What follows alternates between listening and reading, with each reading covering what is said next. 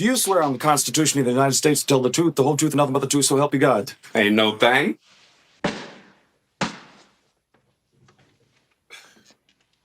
I'm sorry. My responses are limited. You must ask the right questions. But the second question is every bit as pressing, which is who are the people? Who are the modern, yes, who are the descendants? So we know, and I believe, and I agree with you as a Christian, that God promised this land from modern day Iraq to modern day Egypt to this people, the Jews, to Abram's, actually not to Abram's descendants, as it says in Genesis 15. Who are his descendants now, and how do we know who they are? That, detective, is the right question. Berean Scholar. Berean Scholar. Waking up the people of the Most High. Got the knowledge to destroy the lies. DNA, history, open eyes. Walk into the darkness and turn on the lights. Warning. The following video are for commentary purposes only. Fair use. And we are very honored to have the pleasure of being joined once again by Dr. Malka Shabtai, an applied anthropologist who is unraveling so much history and evidence of the lost tribes of Israel. Thank you for joining us again, and welcome back after a successful journey in Ethiopia. You know, I've studied myself a lot of history. People were talking about the lost tribes in the 1800s during Columbus's time. This is something that people have shown an interest in. Why is it so important now that the Jewish people have to recognize that there is something to pre-Talmudic Judaism coming from the lost tribes of Jacob? First of all, it's a very complex issue, but to say it very simply, normative Judaism is based on halakha. But halakha is relatively a modern development. There was Judaism before, the Judaism that was practiced in the first temple. Where are all these people, Israelites, that practiced Judaism in the first temple? They were Israelites. They were Israelites. They were Israelites. Judaism is also a modern concept. Now, because of many circumstances... And Judaism comes from Judah, only one of the tribes. Exactly. So all these communities have been spread out all over the world. They have been under pressures of Christianity and Islam. Many people have been lost under these pressures. Some have survived secretly, like my community in Ethiopia, like the m&ms in Brazil, like the Lemba in Zimbabwe, and more and more. Now, I'm not a politician. I'm not about a religion. I'm an Israelite. Don't call me black no more. That word is only a color. It ain't facts no more. It ain't facts no more. It ain't facts no more. Buzzing. Radars is buzzing. Yes, sir. Yeah, yeah. Yeah, yeah. Yeah, yeah. Yeah, yeah. Yeah, yeah. With over 100 million people worldwide identifying as being descendants of the ancient lost tribes of Israel, Rabbi Harry Rosenberg has launched a new educational platform, wokecourses.com, providing courses on this and many other very important and interesting topics. And we're very happy to be joined once again by Rabbi Harry from Jerusalem. Hello and welcome back, my friend. Hey, thanks so much for having me back. It's a real honor to be here with you. Well, thank you very much. Listen, you're doing such amazing work, and you know, the story just keeps getting deeper and deeper and deeper every time we approach this topic. And I wanted to kind of start, you know, we're talking a lot about the Lemba people today. If you could kind of put some light on the connection to the Lemba people specifically, you know, and the tribes of Israel, and, you know, possible genetic links that are shown through a Cohen bloodline. First of all, the Lemba historically has always self-identified as being from the children of Israel. We could discuss which tribe they're going to come from in a second, but just they had reached out to Israel in the early inception of the state. And a lot of people thought that this was a tribe just trying to jump on the bandwagon, as we've discussed in the past, saying, oh, it's so convenient for you to be from the children of Israel now that we have our own state. But then, you know, researchers, they noticed that there's just a lot of things that the Lemba are doing, unlike other tribes around them, that really resembled the law of Moses and other customs, traditions of the Jewish people. So they sent a team of people down there to research them. And one of the people that went was Dr. David Goldstein from Duke, who was a professor. And they did DNA testing on them and showed that 10% or so of the tribe had the Cohen Y chromosome genetic marker, which would mean that these people have a population that comes from the descendants of Aaron, the brother of Moses, who was the first of the priestly class. So that was already shocking. And then when people looked into it a little more, they realized that they're building their houses and they're doing construction and funeral burials, etc., in the style of the Yemenite Jewry.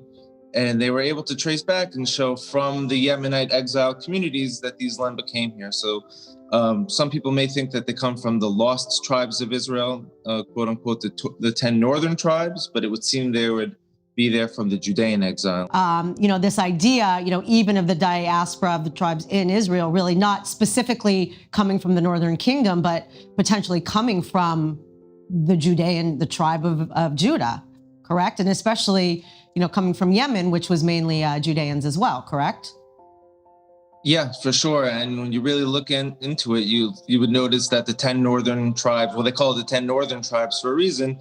The 10 tribes were in the northern half of Israel, and the tribes of Judah, Benjamin, and a little bit of Shimon were on the southern side of Israel. So when you discuss going into exile, it would make sense that the Judeans would have direct access to going into Africa. And in fact, we see through historians like Josephus and other historical documents, even in the Tanakh, there were many different waves of Judeans actually going into Africa in different periods of time, over a 2,000-year period, even including in recent times from the Portuguese Inquisition.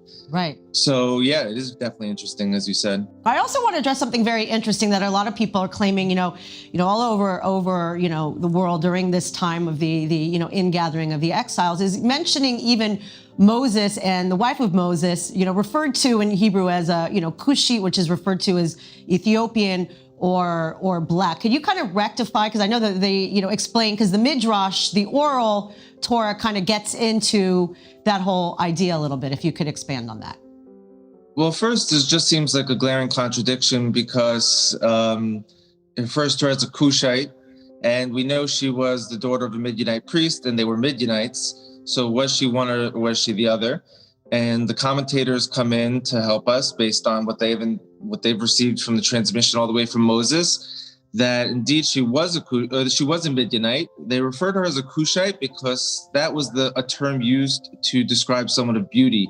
And there was a commentator who had said that this is what they would have said to any of the Ethiopians, that they had that beauty.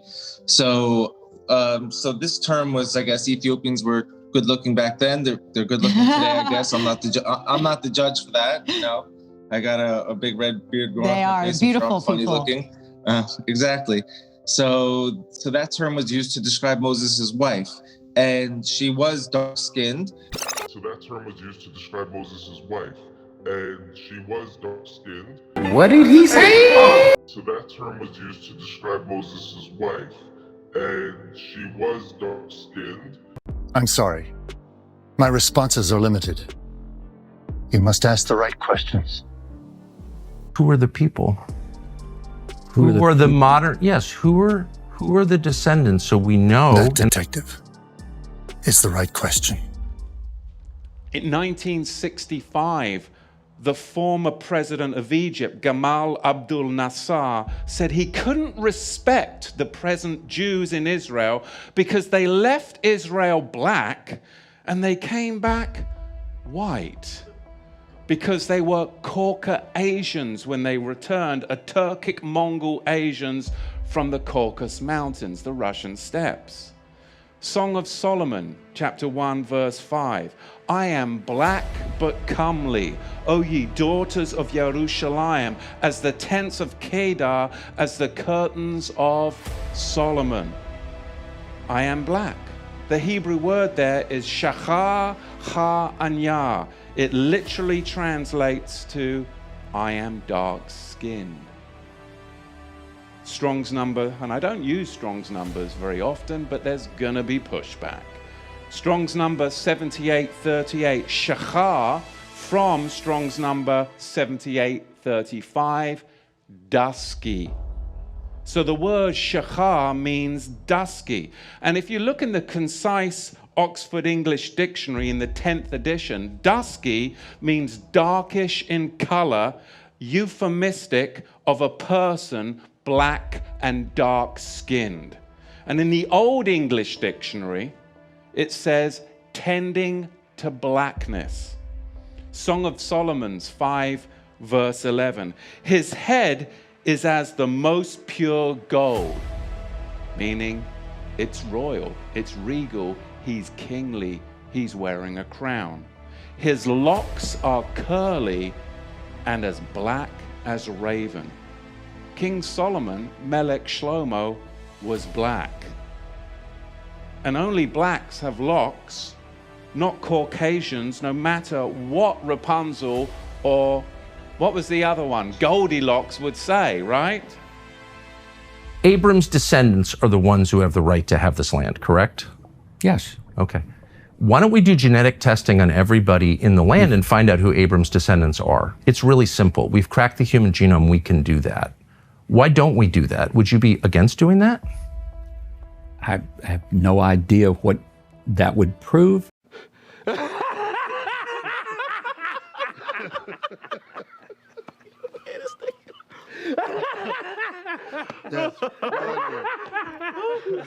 I have no idea what that would prove. I mean, maybe it would be. What do you mean? It would prove who Abram's descendants are and who has a right to live here and who doesn't, according to the theology that you yourself just explained. And so I'm very confused as to why we don't do that if you believe the theology that you've just explained to me. Okay, Palestinians are Canaanite, but not the descendants of Abraham. Ashkenazi Jews are European and not the descendant of Abraham, but they are Japheth. Well, who is? Ezra of Agleri that has maintained a dynasty. He is the 34th king in Obugad. But apart from that they have maintained this kingship and dynasty, other Israelites are equally in Igbo land. We have Zebulun, we have Ephraim, we have Menashe, we have Reuben, we have Danites. They are all here.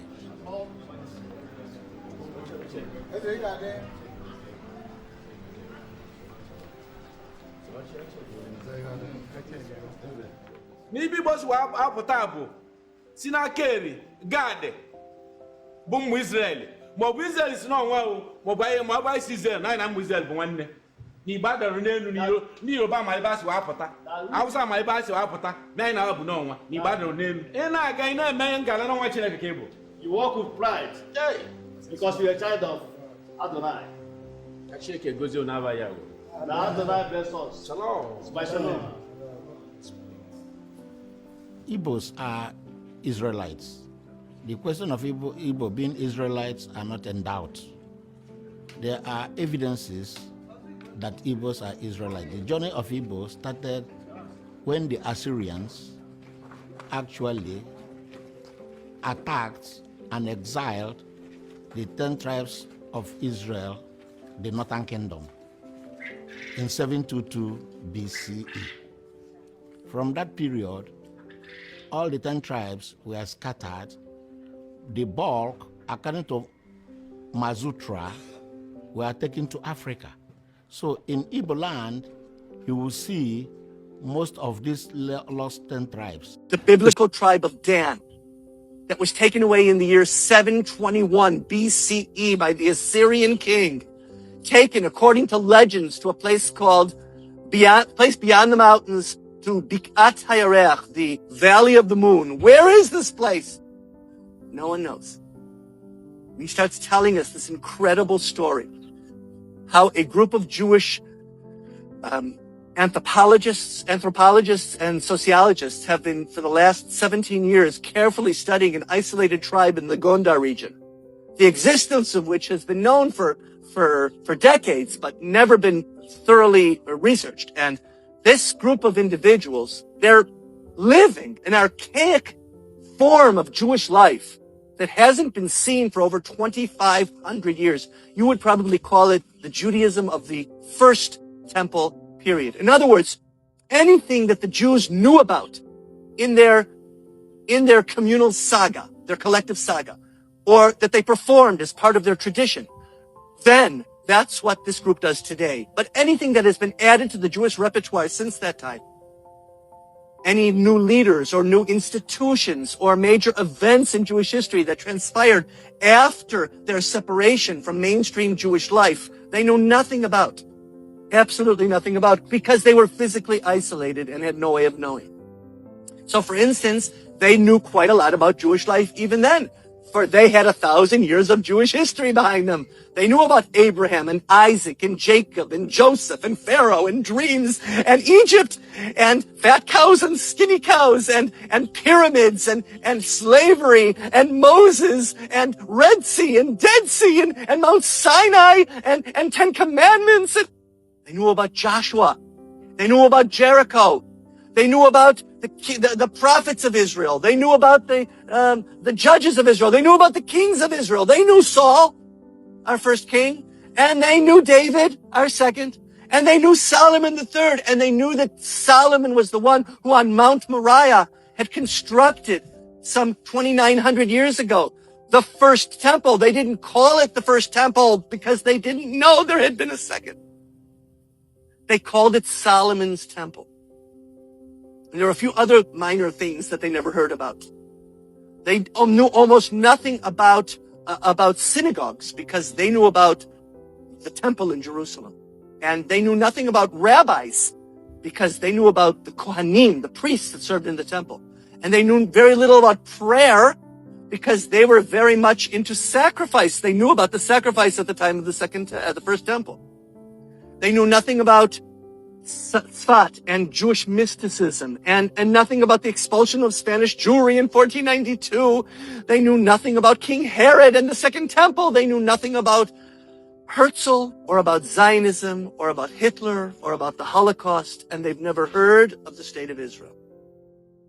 As a matter of fact, they didn't even know there was such a thing as Jews with white skin. They are the only Jews that are left.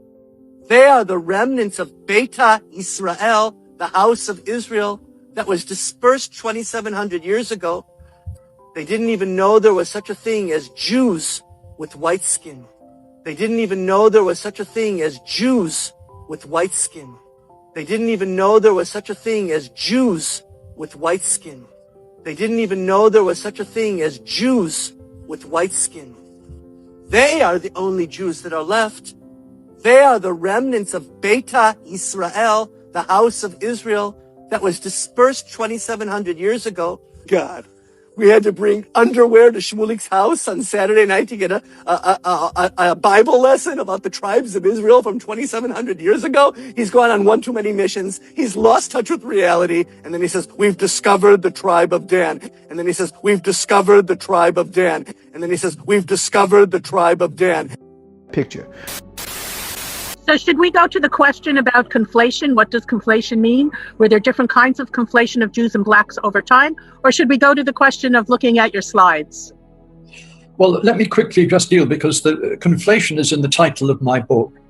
And I think just to say what I mean by it would be a good introduction really to the slides. You know, there's a kind of medieval perception that Jews were black. And there's plenty of proof that within Europe, the Jews were considered to be kind of black. There are many images of Jews being black, and even if they weren't black, they were not even slightly black. They were kind of considered to be black in one way or another. So blackness and Jews really went hand in hand. If you read my work, and particularly if you read this new book, you will see the multitude of examples of it. And if you go, for instance, into the marginalia, the illustrations in English or European prayer books in the 13th and 14th centuries, you frequently see hook-nosed Jews wearing Jewish hats and with black faces. So the idea that Jews were black was definitely there.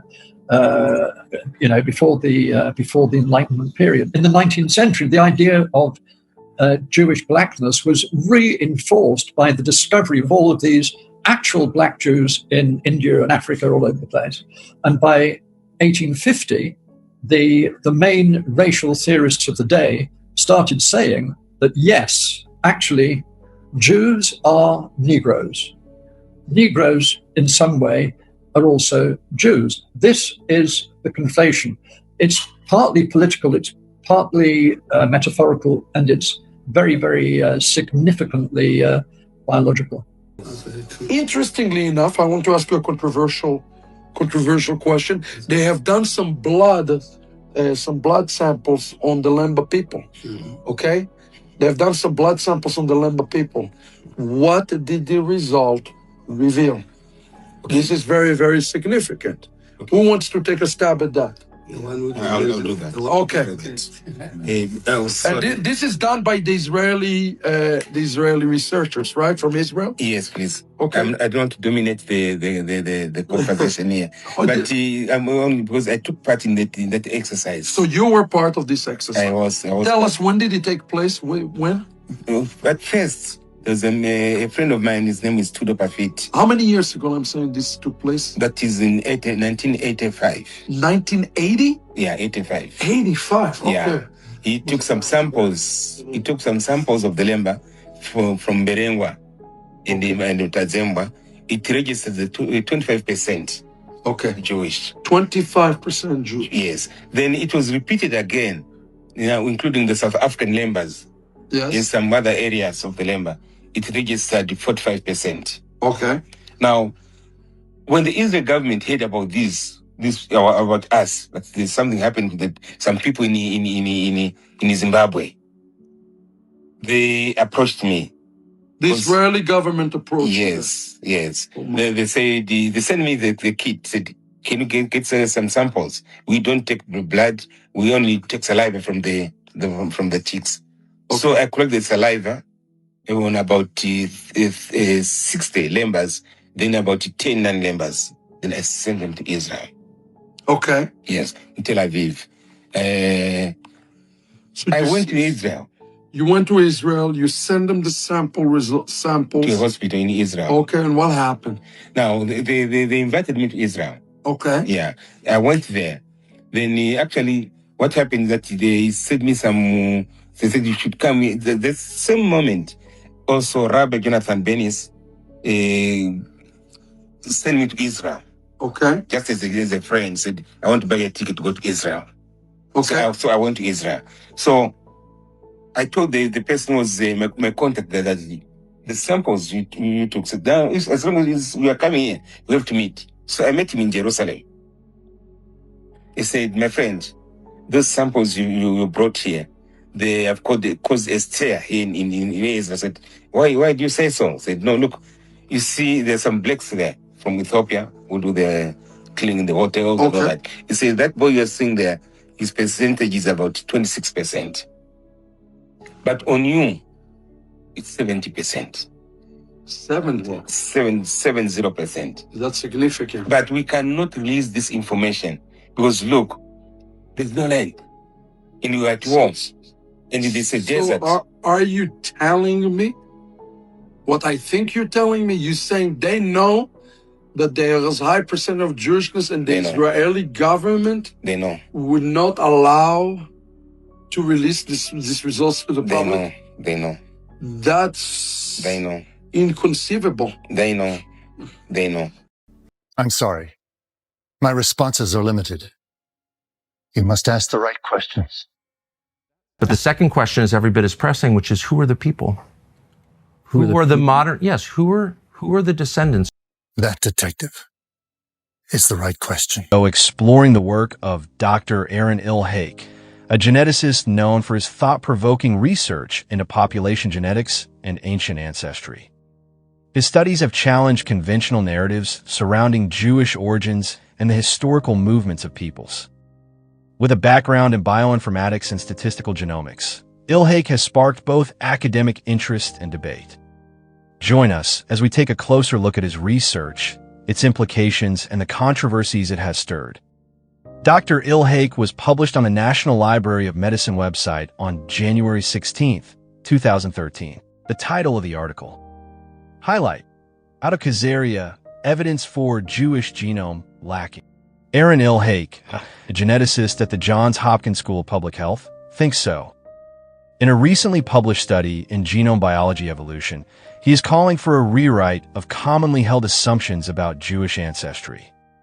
Instead of being primarily the descendants of the 12 tribes of Israel, present-day Jewish populations finds Ilhake primarily the children of a Turkish people who lived in what is now Russia, north of Georgia, east of Ukraine. Say that again?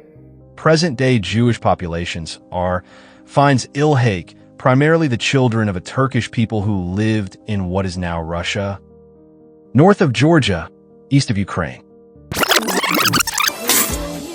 Present-day Jewish populations finds Ilhake primarily the children of a Turkish people who lived in what is now Russia, north of Georgia, east of Ukraine. Holy Merlin the magician! This civilization, the Khazars, converted from tribal religions to Judaism between the 7th and 9th centuries. The controversy cut into by Ilhake's work runs deep, far past the lab bench. Among some circles, his conclusions are bound to be unpopular. This is the first scientific paper to prove the Khazarian hypothesis and reject the Rhineland hypothesis, he says. And with it about 40 years of research, although his findings will not be welcome in all circles, Ilhake's interest is more medical than political. All I want is to help my colleagues who are studying genetic disorders, he says. I hope this work will open up a new era in genetic studies where population stratification will be used more correctly. Previous studies had, for example, combined the question of similarity among and between Jewish populations and the question of ancestry and relatedness to non-Jewish populations. Ilhake viewed these questions separately. Jewish communities are less homogeneous than is popularly thought, he says, with Jewish communities along the former Khazarian border showing the most heterogeneity. His second question centered on ancestry. When comparing Jewish communities to their non-Jewish neighbors, Caucasus or Levant populations, which is the closest to Jews. All Eurasian Jewish communities are closer to Caucasus populations. All Eurasian Jewish communities are closer to Caucasus populations, he writes, with Central European Jews closer to Italian non-Jews as the exception. Not one of the 8 evaluated Jewish populations were closer to Levant populations. Are you serious right now, bro? In conclusion, they're not like us.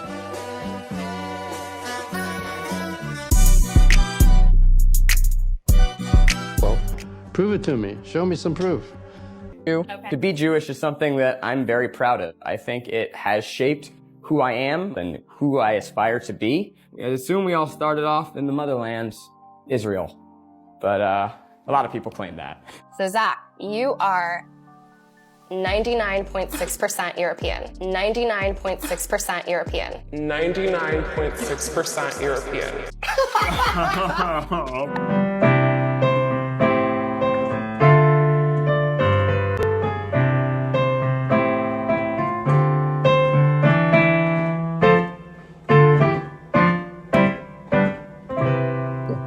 No, from birth, I'm a Jew. Only I know that my forefather missed the way. I grew up alongside every other Igbo youth. We kept on hearing that Igbo people came from Israel. There was a story my mom told me at the age of 6 years. I never forget. He said, the Igbos are Jews. Practice, ritual, diet, and song.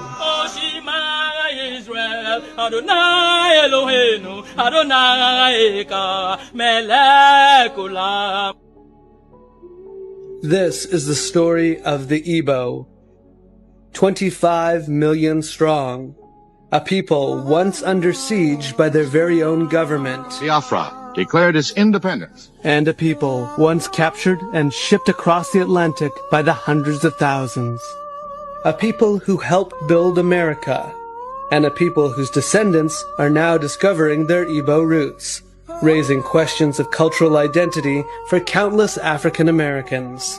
Many African Americans actually do not know that they have Igbo heritage. The chances of their being Igbo is much, much higher than their chances of coming from Ghana or from Lost. Western Nigeria. I want you to stop right there.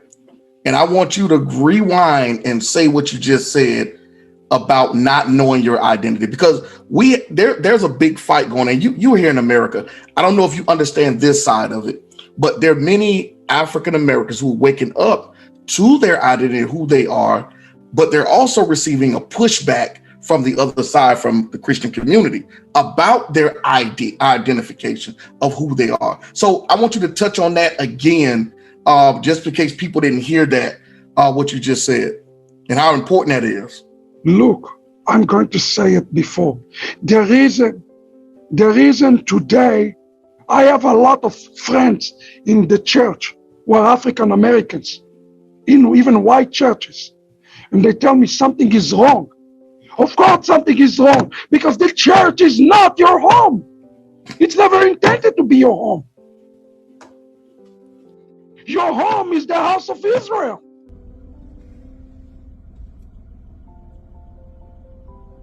Your home is the house of Israel. Why would you feel wrong? Why would you feel right in a stranger home? This is not your real home. And today we have a calling as Jews to invite Africa.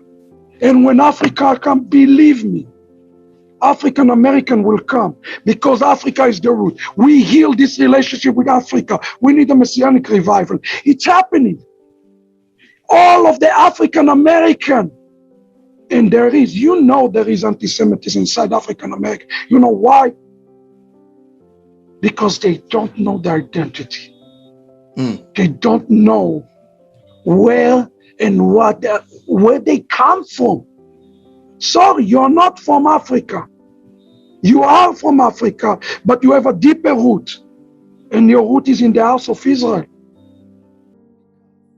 The true Jews, according to the Bible, you can check it in the Bible, you can read Job 30:30 and some other places. They have never been white. They have been people of color. And they have not stopped in Ethiopia. They were in Ethiopia, Sudan, and they have settled in West Africa. From West Africa, they have been taken as slaves to America. Brothers and sisters, blacks of America, it's you. You are the true Hebrews. You are the true Hebrews from the Bible. America gonna do everything, gonna invest as much money as it has, gonna fight as much wars as they can, gonna invite as much weapons as they can, just to hide this away from you. Gonna take Israel, gonna bring white people here, and to tell you these are the Jews.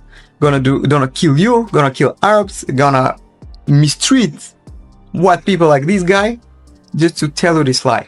That you are nobody and we are the Jews with all the history and so on. It has been deleted, your history. You don't know who you are. Don't forget about it. This is why America has been taking your history away, never to find out that it's all about you. I'm telling you this, please. I don't ask you to come to Israel and to start a revolution. I'm just asking you to start thinking this way, to believe me a little bit. Because I'm living in Israel and I'm part of this injustice. I really believe that people like me and you, we can bring the justice back. Thank you. I'm from Israel. This is Ola, the daughter of Jethro. And I just heard that you black people that was stolen from Africa to America, that you don't know who you are.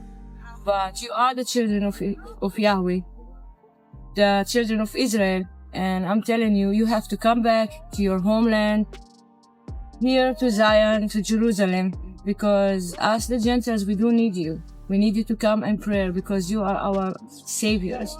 You're the one that was chosen by Yahweh to live in this land, not the Jewish people, it's you. You were stolen from Africa, they deceived you, they told you that you are slaves, but you actually the children of Israel. And it's time just to come back. Come for your people, come back for us, come back for the whole Gentiles, because only you gonna save us. So please come back. A lot of people are waking up now. What do you think about this topic?